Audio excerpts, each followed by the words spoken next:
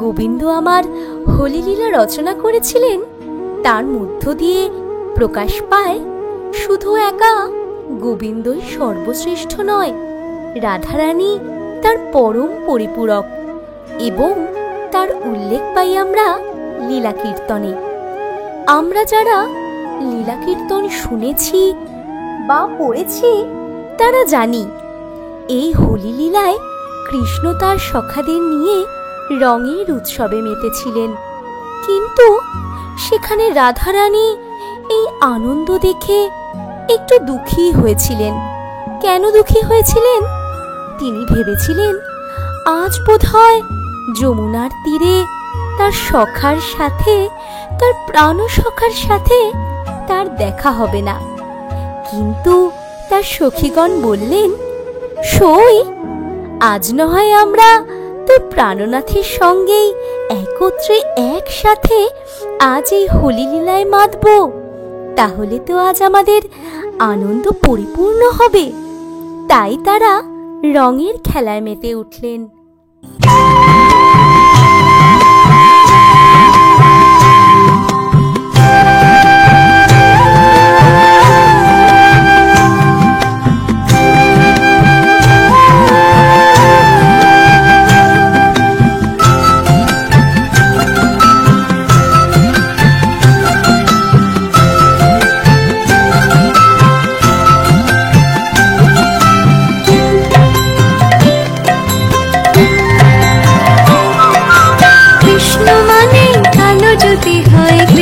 চূড়া লাল কেন?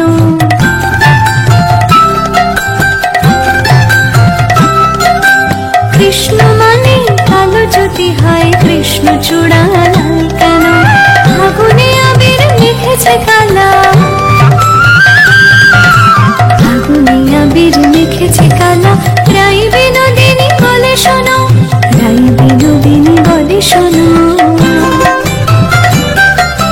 कुसुमित बन फल पवन मरमे प्रेम श्रावण, विसर विसर विरह त्रास मधु वसंत आवलो।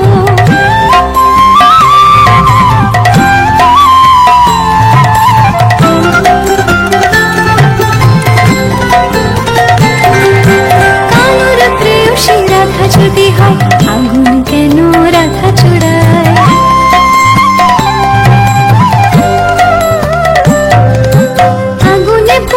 সোনা খাঁটি হয়, আগুন পড়ে সোনা খাঁটি হয়। মোহনের বাঁশি বলে যায়, মোহনের বাঁশি বলে যায়। গহন কুসুম কুঞ্জ মাঝে মৃদুল মধুর বংশী বাজে। বিসরি ত্রাস লোক লাজ সজনিয়া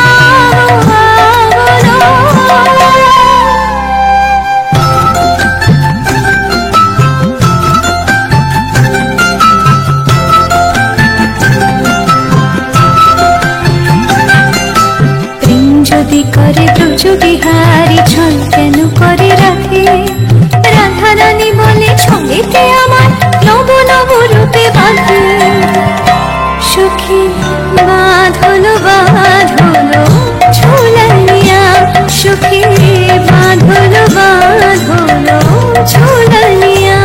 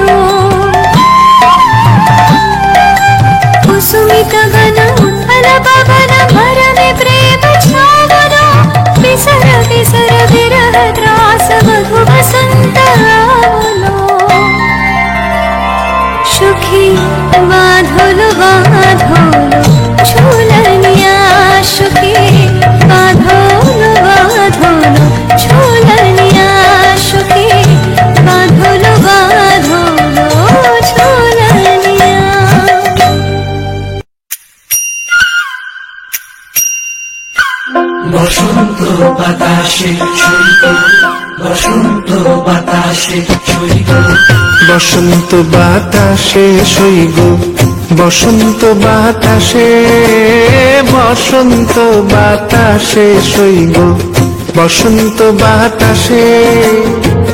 বন্ধুর বাড়ির ফুলের গন্ধ, বন্ধুর বাড়ির ফুলের গন্ধ আমার বাড়ি আসে সইব, বসন্ত বাতাসে সইব, বসন্ত বাতাসে আসে, বসন্ত বাতাসে।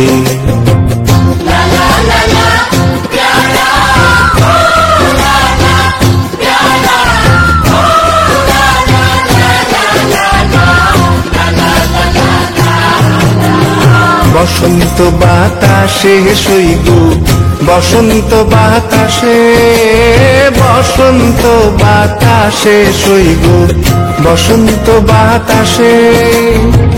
বন্ধুর বাড়ির ফুলের গন্ধ, বন্ধুর বাড়ির ফুলের গন্ধ আমার বাড়ি আসে সইব, বসন্ত বাতাসে সইব, বসন্ত বাতাসে আসে, বসন্ত বাতাসে।